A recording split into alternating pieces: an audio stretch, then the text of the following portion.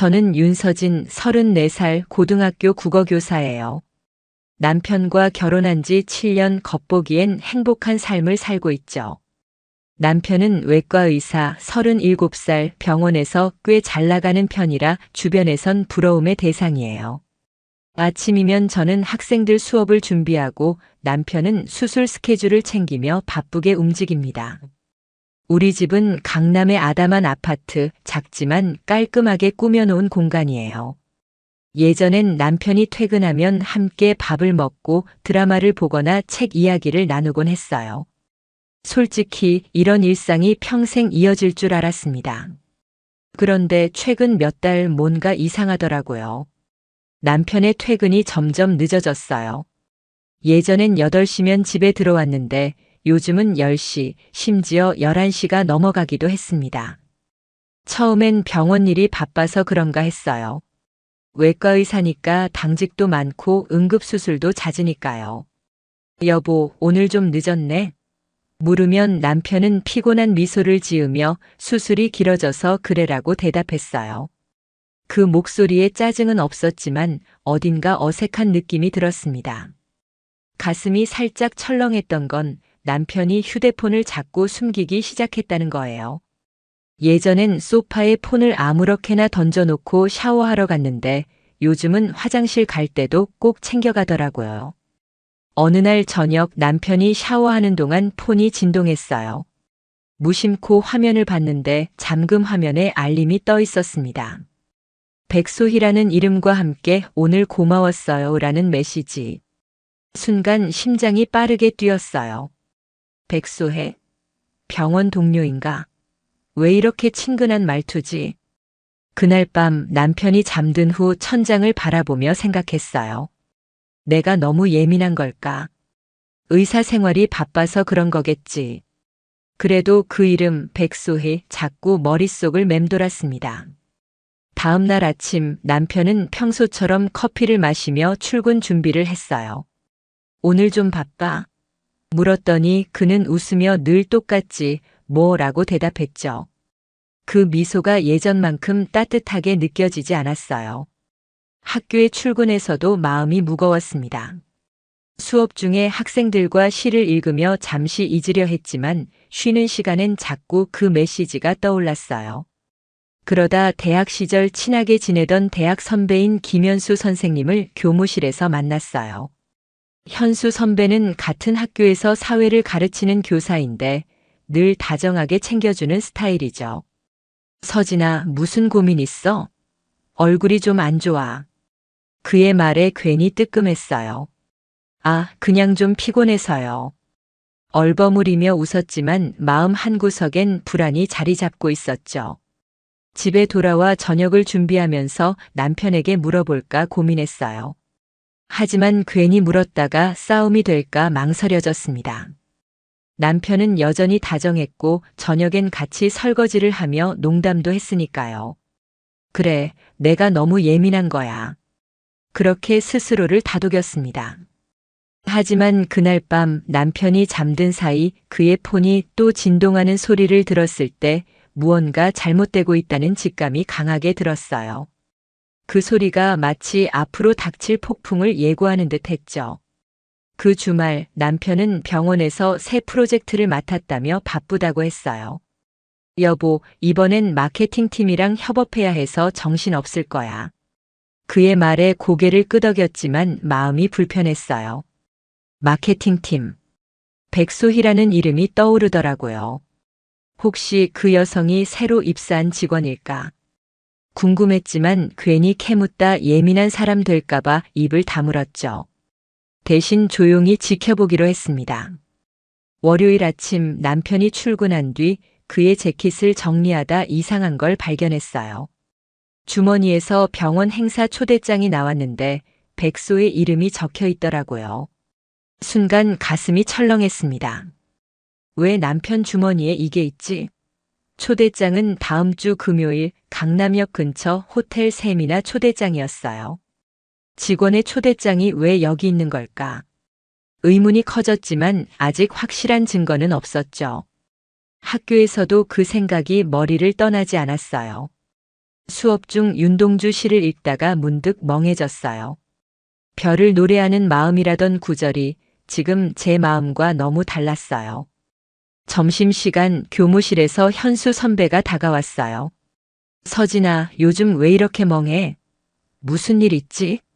그의 눈빛이 진지했어요. 아, 그냥 집에서 좀 신경 쓸 일이 있어서요. 얼버무리며 웃었지만 현수는 조용히 커피를 건넸어요. 뭐든 말해. 나라도 도울게. 그 말이 따뜻했지만 아직 털어놓을 용기가 없었어요.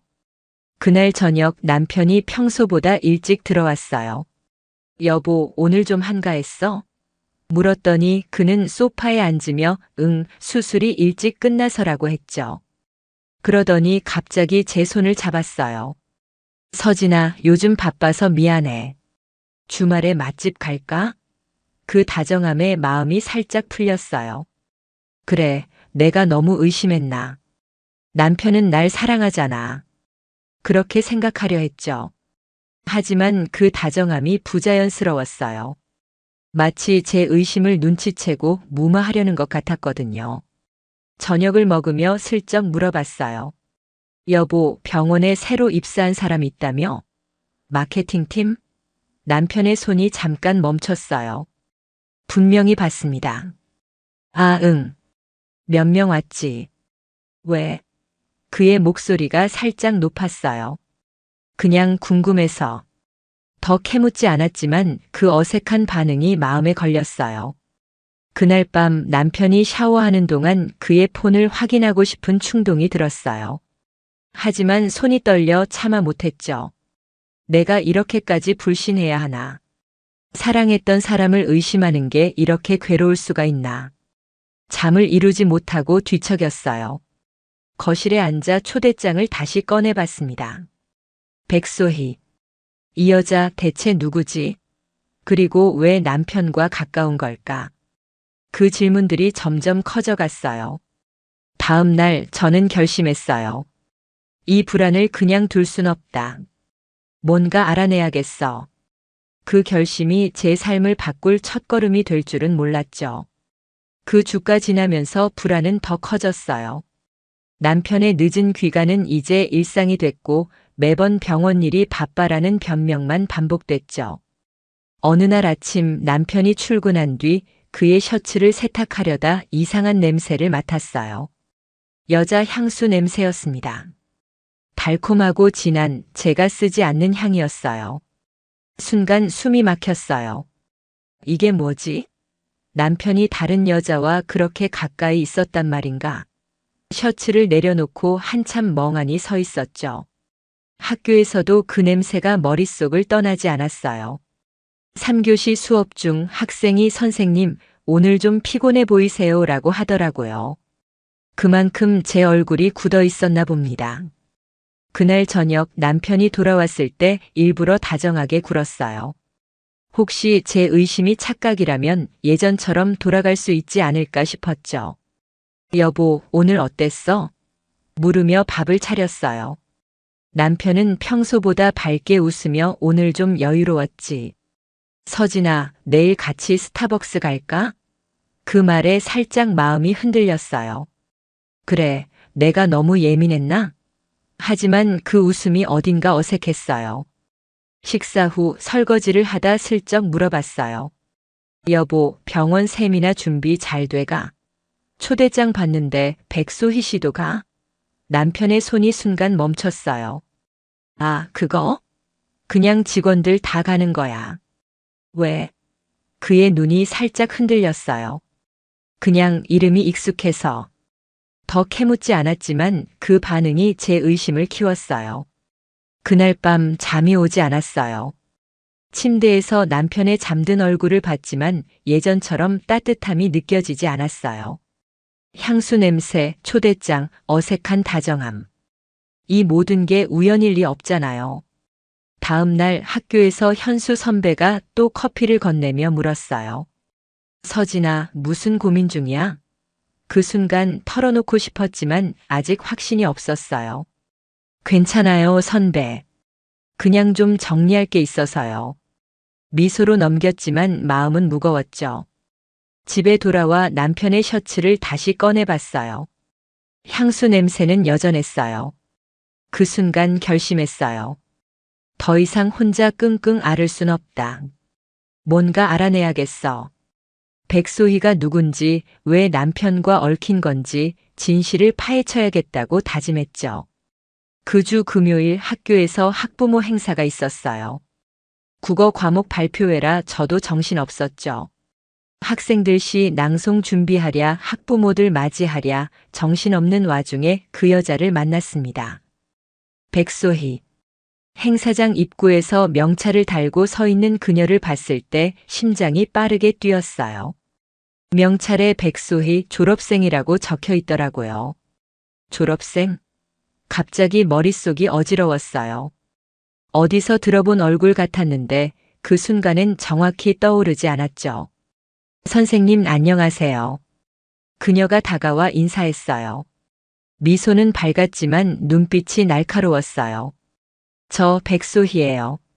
10년 전에 선생님 제자였죠. 그 말에 퍼즐이 맞춰졌어요. 소희, 그 소희였구나. 고등학교 때 조용하고 내성적인 학생이었던 아이. 근데 왜 여기 있는 거지? 아, 소희야. 잘 지냈어? 억지로 웃으며 물었지만 목소리가 떨렸어요. 네, 이제 병원에서 일해요. 마케팅팀이요. 그녀의 대답에 가슴이 철렁했습니다. 남편 병원. 그 백소희였어. 대화는 짧았지만 어색함이 감돌았어요. 소희는 계속 미소를 지었지만 어딘가 날 탐색하는 느낌이었죠. 행사가 끝난 후 현수 선배가 다가왔어요. 서진아, 방금 그 졸업생이랑 무슨 얘기했어? 분위기가 좀 이상했는데. 그의 말에 고개를 저었어요. 그냥 옛날 제자래요. 우연히 만났어요. 하지만 마음은 복잡했죠.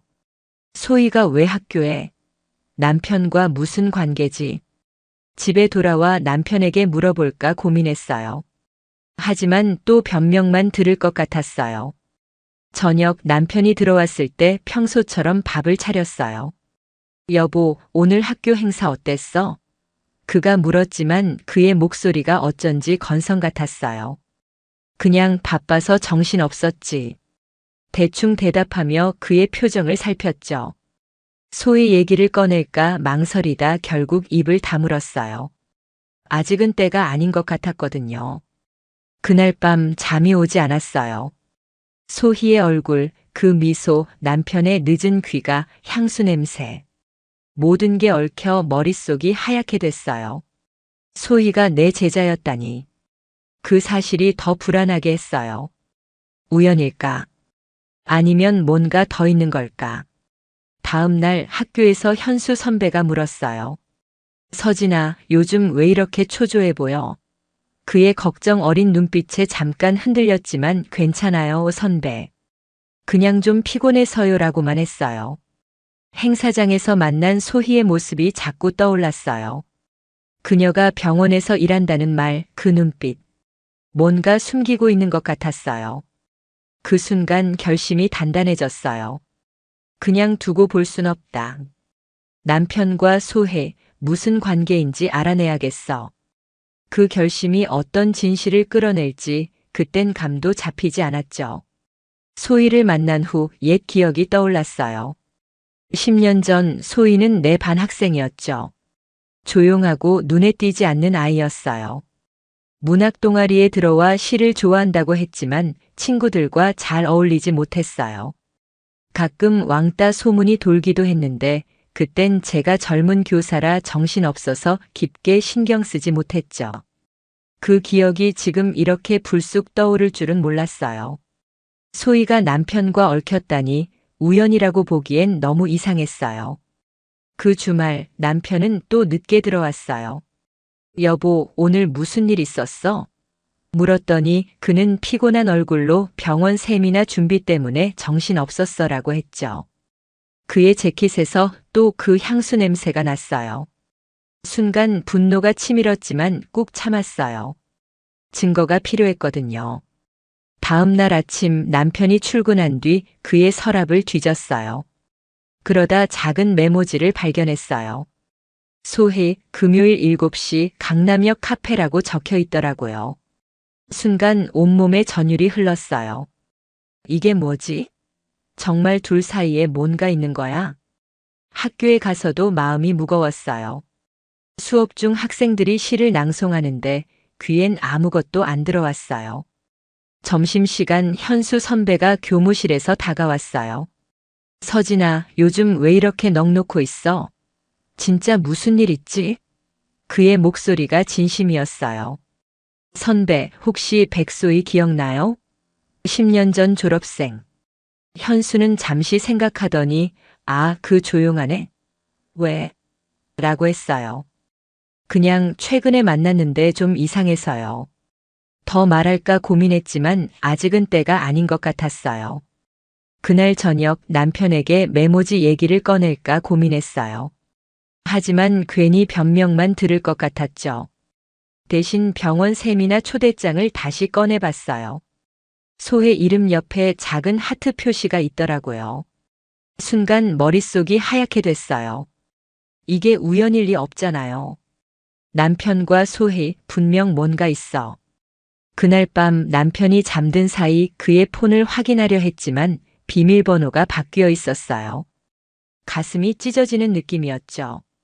내가 믿었던 남편이 이렇게 멀게 느껴질 수가 있나. 다음 날 학교에서 옛 연락처를 뒤졌어요.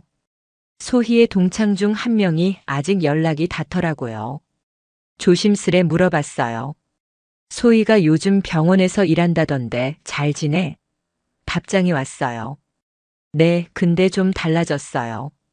예전엔 조용했는데 지금은 좀 화려해졌죠. 그 말이 더 불안하게 했어요. 소희는 어떤 사람으로 변한 걸까? 그리고 왜 남편과 얽힌 걸까? 그 질문들이 날 괴롭혔어요. 그 금요일 결심을 실행에 옮겼어요. 메모지에 적힌 강남역 카페 7시가 마음을 짓눌렀죠. 남편에게는 학교 서류 정리 때문에 늦을 거라고 했어요. 여보, 괜찮아. 나도 오늘 바빠라며 그는 별일 아니라는 듯 웃었죠. 하지만 그 미소가 날 더 불안하게 했어요. 오후 6시 강남역 근처 스타벅스에 도착했어요. 모자와 마스크로 얼굴을 가리고 구석 자리에 앉았습니다. 심장이 쿵쿵 뛰었어요. 7시가 되자 남편이 들어왔어요. 그리고 바로 뒤 소희가 따라 들어왔습니다. 순간 세상이 무너지는 느낌이었습니다. 둘은 자연스럽게 테이블에 앉았고 소희가 남편 손을 살짝 잡는 걸 봤어요. 숨이 막혔어요. 이게 정말 현실인가? 남편은 웃으며 소희와 대화했고 그 모습은 연인처럼 다정했죠. 떨리는 손으로 폰을 꺼내 사진을 찍었어요. 증거가 필요했으니까요. 하지만 가슴은 이미 찢어지고 있었어요. 카페를 나와 차에 앉아 한참을 멍하니 있었어요. 머릿속이 하얗게 됐죠. 내가 사랑했던 남편이 내 제자와 저를 배신하고 있었다니. 집에 돌아와도 그 장면이 눈앞에 맴돌았어요. 남편이 10시쯤 들어왔을 때 평소처럼 행동하려 애썼어요. 여보, 오늘 힘들었어? 그의 목소리가 너무 태연해서 분노가 치밀었죠. 응, 좀 바빠서. 대답하며 그의 눈을 피했어요. 그날 밤 잠이 오지 않았어요. 사진을 다시 보며 눈물이 흘렀어요. 소희의 미소, 남편의 다정한 표정. 이게 어떻게 된 일일까? 내가 뭘 잘못한 걸까? 다음 날 학교에서 현수 선배가 또 걱정스레 물었어요. 서진아, 진짜 괜찮아? 얼굴이 너무 안 좋아. 선배, 그냥 좀 힘들어요. 차마 다 말할 순 없었지만 그의 따뜻한 눈빛에 마음이 흔들렸어요. 증거는 확보했지만 마음은 갈피를 못 잡았어요. 남편에게 따질까? 아니면 더 지켜볼까? 혼란 속에서 한 가지 확실해졌어요. 이 배신을 그냥 넘길 순 없다. 뭔가 해야겠다고 다짐했죠. 다음 날 아침 남편을 마주하는 게 고역이었어요. 평소처럼 커피를 타며 여보, 오늘 바빠? 라고 묻는 그의 목소리가 거짓으로 들렸죠. 더 이상 참을 수 없었어요. 여보, 어제 강남역 카페에서 뭐 했어? 떨리는 목소리로 물었어요. 남편의 얼굴이 순간 굳더니 이내 어색한 미소를 지었어요. 뭐? 그냥 동료랑 셈이나 얘기했지. 왜? 그 태연한 거짓에 분노가 치밀었어요. 백소희랑 손잡고 내 말이 끝나자 그의 눈이 흔들렸어요. 서진아, 오해야. 아무것도 아니야. 남편이 급히 변명했지만 사진을 꺼내 보여줬어요. 순간 그는 말을 잇더니 무릎을 꿇었어요. 미안해, 서진아. 잠깐 흔들렸어. 다 끝났어, 진짜야. 그의 눈물에 잠깐 마음이 흔들렸지만 그 말이 진심인지 의심스러웠어요. 끝났다고? 언제부터였어? 다그쳤지만 그는 고개만 숙였어요. 가슴이 찢어지는 아픔이 밀려왔죠. 그날 학교에서 정신없는 하루를 보냈어요. 수업 중에도 남편의 말이 머릿속을 맴돌았어요. 점심시간 현수 선배가 다가왔어요. 서진아, 오늘은 더 안 좋아 보여. 무슨 일인지 말해줄래? 그의 진심에 눈물이 차올랐지만 선배, 나중에요. 지금은 좀이라고만 했어요. 퇴근 후 우연히 소희에게서 메시지가 왔어요. 선생님, 오해예요. 저도 피해자예요. 그 말에 어이가 없었죠. 피해자? 대체 무슨 소리야? 집에 돌아와 남편을 다시 마주했어요. 그는 여전히 미안하다고 했지만 눈빛이 달랐어요. 진심이 아니라 들키지 않으려는 연기 같았죠. 그날 밤 그의 폰을 몰래 확인했어요.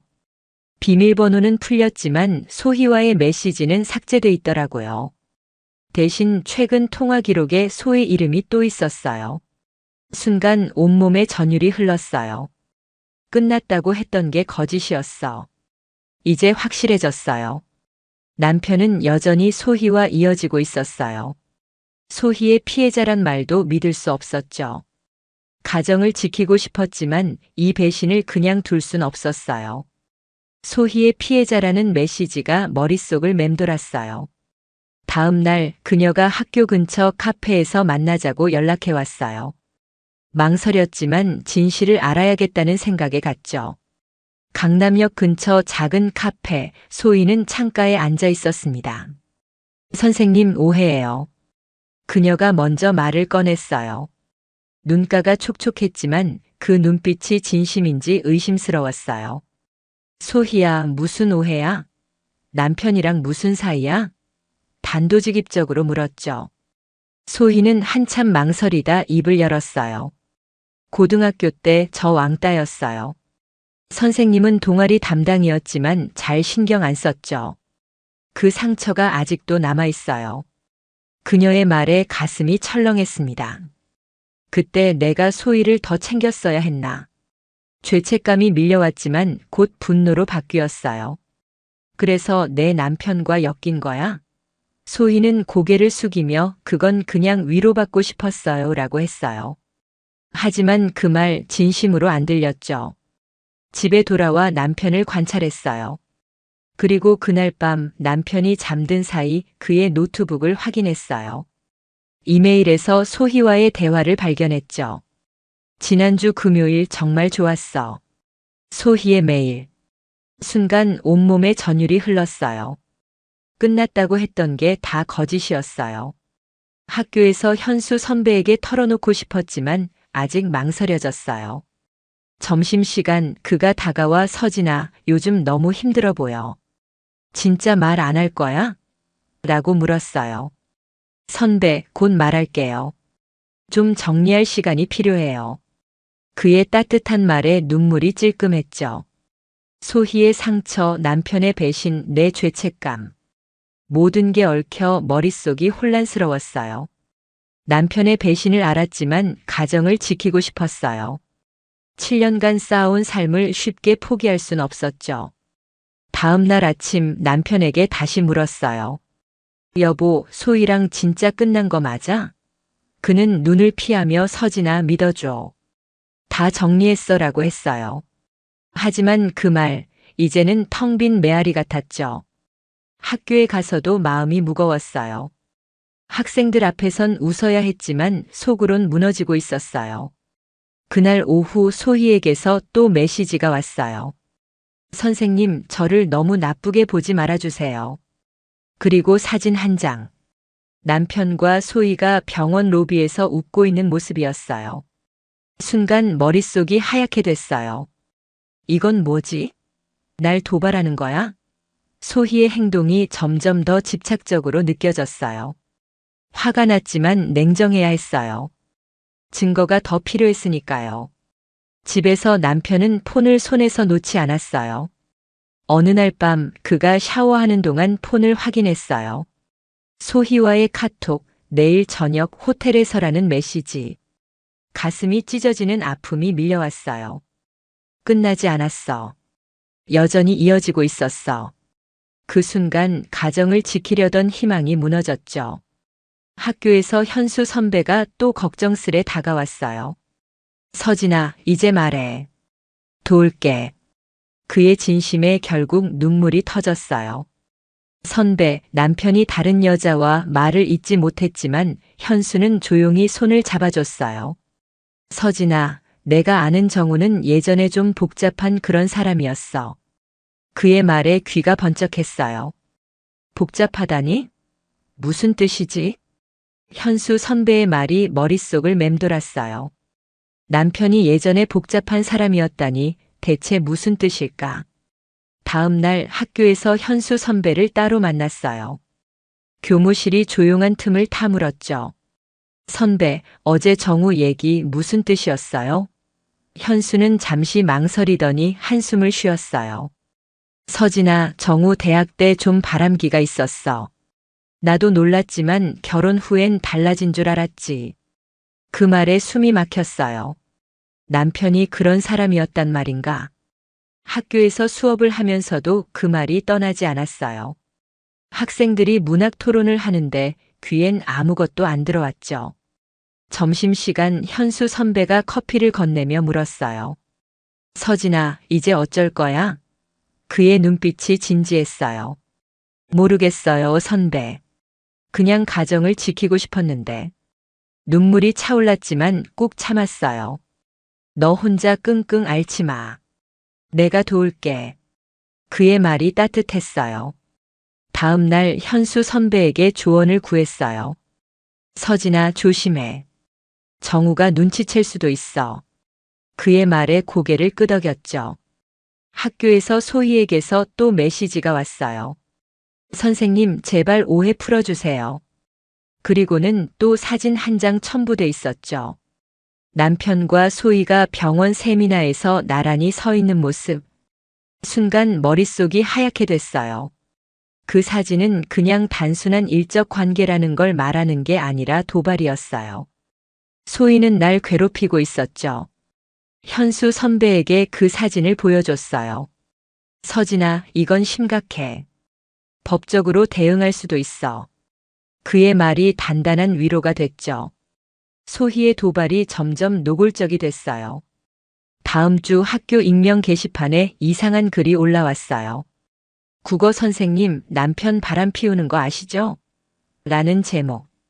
순간 온몸에 전율이 흘렀어요. 소의 짓이 분명했죠. 학생들 사이에서 소문이 퍼지기 시작했고 동료 교사들도 힐끔거렸어요. 교무실에서 현수 선배가 다급히 다가왔어요. 서진아, 이건 뭐야? 괜찮아?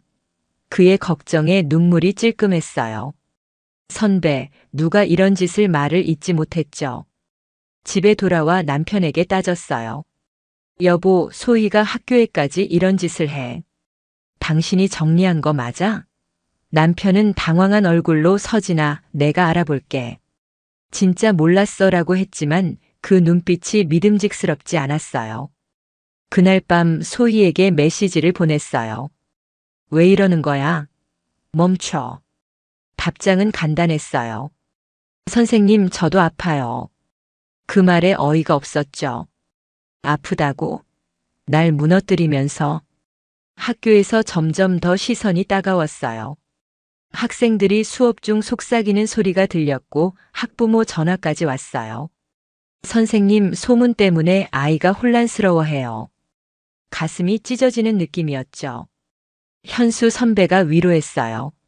서진아, 이건 명예훼손이야. 법적으로 대응하자. 그의 말에 고개를 끄덕였지만 마음은 무거웠어요. 내 삶이 이렇게 무너지고 있다니. 그날 저녁 남편의 폰에서 또 소희와의 메시지를 발견했어요. 의심해도 괜찮아. 우린 계속 갈 거야. 순간 머릿속이 하얗게 됐어요. 이건 배신이야. 더 이상 참을 수 없었어요. 현수 선배에게 전화했어요. 선배, 도와주세요. 이제 싸워야겠어요.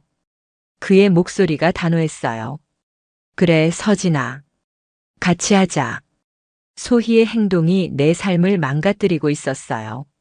하지만 그녀가 왜 이렇게까지 집착하는지 알아야겠다고 생각했죠. 다음 날 현수 선배의 도움으로 소희의 동창에게 연락했어요. 소희가 고등학교 때 왕따였다고 하던데 기억나? 동창은 한숨을 쉬며 답했어요. 네, 심했죠. 특히 문학 동아리에서 따돌림 당했어요. 서진 선생님이 동아리 담당이었는데 별로 신경 안 쓴 것 같았어요. 그 말에 가슴이 철렁했습니다. 내가 방관자였던 걸까? 그날 밤 소희에게 메시지를 보냈어요. 카페에서 다시 만나자. 그녀는 망설이다 동의했어요. 강남역 카페, 소희는 피곤한 얼굴로 앉아 있었어요. 소희야, 왜 이렇게까지 하는 거야? 단도직입적으로 물었죠. 그녀는 눈물을 글썽이며 말했어요. 선생님, 그때 저를 지켜주지 않았잖아요. 그 상처가 아직도 아파요. 그러더니 덧붙였어요. 정우 씨는 저를 이해해줬어요. 순간 분노가 치밀었어요. 그래서 내 남편을 뺏은 거야? 내가 피해자라도 지금 넌 가해자야. 소희는 고개를 숙였지만 반박하지 않았어요. 집에 돌아와 그 말을 곱씹었어요. 내가 소희의 상처를 외면한 게 사실이라면 이 비극의 시작은 나일까. 하지만 그 죄책감도 오래가지 않았어요. 남편의 배신은 선택이었으니까요. 그날 밤 현수 선배에게 전화했어요. 선배, 소희가 저를 원망하고 있어요. 하지만 이건 정당화될 수 없죠? 그는 단호히 답했어요. 서진아, 과거는 과거야. 지금 소희는 널 공격하고 있어. 다음 날 학교에서 또 소희의 메시지가 왔어요. 선생님, 그때 왜 저를 안 봐주셨어요? 첨부된 사진은 남편과 소희가 호텔 로비에서 나오는 모습. 순간 머릿속이 하얗게 됐어요. 이건 끝내야 해. 현수 선배와 상의해 결정적 증거를 모으기로 했죠. 선배는 친구 중 사설 탐정을 아는 사람을 소개해줬어요. 다음 날 탐정에게 남편과 소희의 동선을 부탁했어요. 며칠 뒤 탐정이 연락했어요.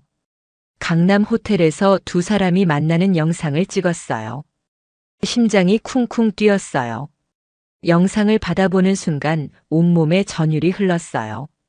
남편과 소희가 호텔 로비에서 손을 잡고 들어가는 모습. 소희의 미소, 남편의 다정한 눈빛. 가슴이 찢어지는 아픔이 밀려왔죠. 이건 더 이상 부정할 수 없는 증거였어요. 현수 선배에게 영상을 보여줬어요. 서진아, 이걸로 충분해. 이제 움직이자. 그의 목소리가 단단했어요. 학교에서 수업을 하면서도 그 영상이 머릿속을 떠나지 않았어요.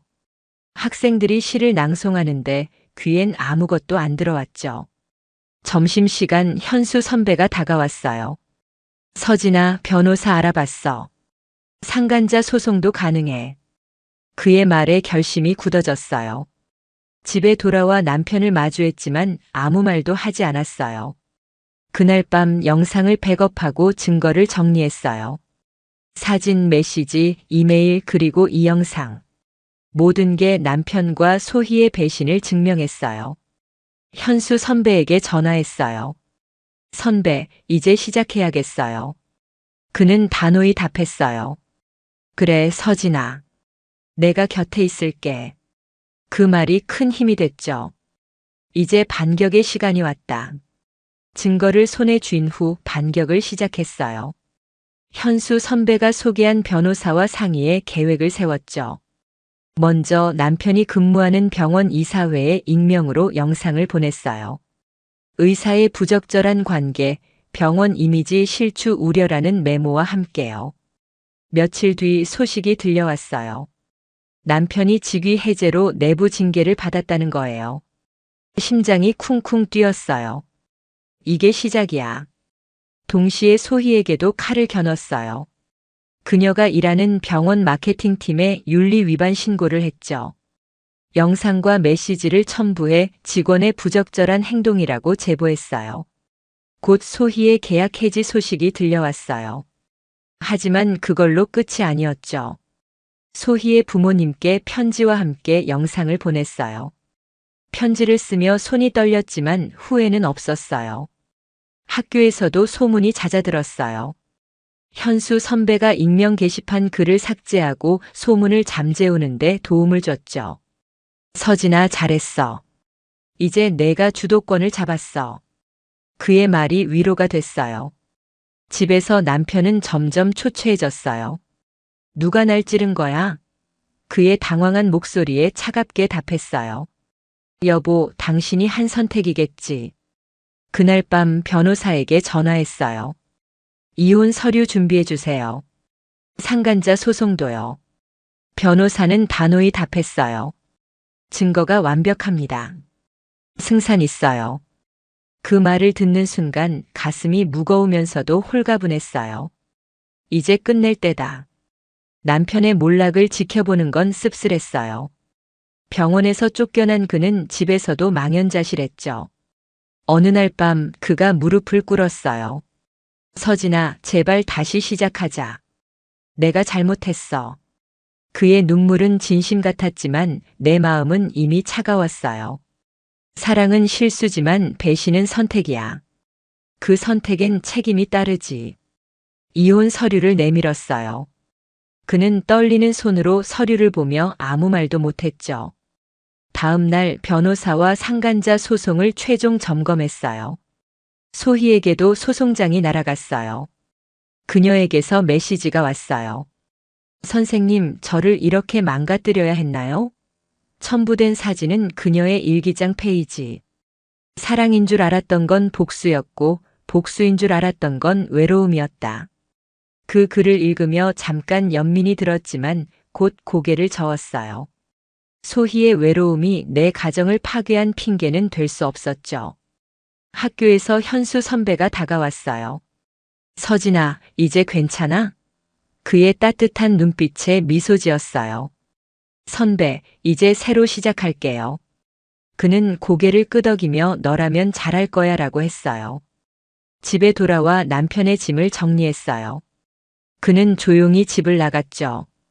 그 뒷모습을 보며 더 이상 아픔은 없었어요. 변호사에게서 연락이 왔어요.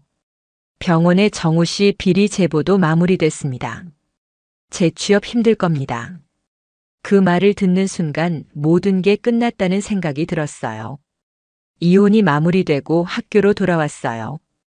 교사로서의 삶은 여전히 바빴지만 그 속에서 평온을 찾았죠. 학생들 앞에서 시를 가르치며 문학이 인간의 욕망과 상처를 담는다고 말했어요. 욕망은 때론 누군가를 망치지만 그걸 딛고 일어서는 게 우리예요. 학생들이 고개를 끄덕이는 모습을 보며 나 자신에게도 하는 말 같았어요. 남편은 병원계에서 완전히 밀려났어요. 소문에 따르면 지방으로 내려가 조용히 지낸다고 했죠. 소희는 정신과 치료를 받으며 사회적으로 고립됐어요. 그녀의 SNS는 더 이상 업데이트되지 않았죠. 그들의 몰락을 보며 복수심은 없었어요. 다만 내가 옳은 선택을 했다는 확신만 남았죠. 현수 선배는 여전히 곁에서 응원해줬어요. 어느 날 점심시간 그가 웃으며 물었어요. 서진아, 이제 좀 웃는 얼굴이 됐다. 새 출발 어때? 선배, 이제 괜찮아요. 다시 시작할게요. 그의 미소가 따뜻했어요. 학교에서 학생들과 문학을 나누고 퇴근 후 강남 카페에서 책을 읽는 일상이 새롭게 다가왔어요. 어느 날 밤 창밖을 보며 생각했어요. 배신은 아팠지만 그 상처 덕에 더 단단해졌어요. 가족은 피가 아니라 마음으로 이어진다는 걸 배웠죠. 학생들, 현수 선배, 그리고 나 자신. 그게 내 새로운 가족이에요. 수업 중 한 학생이 물었어요. 선생님, 문학은 왜 중요한가요? 나는 단호히 답했어요. 인간의 이야기를 지키기 위해서요. 그 순간 내 눈빛은 흔들림이 없었어요. 과거는 지나갔고 미래는 내 손에 있어요. 그 확신이 날 앞으로 나아가게 했죠.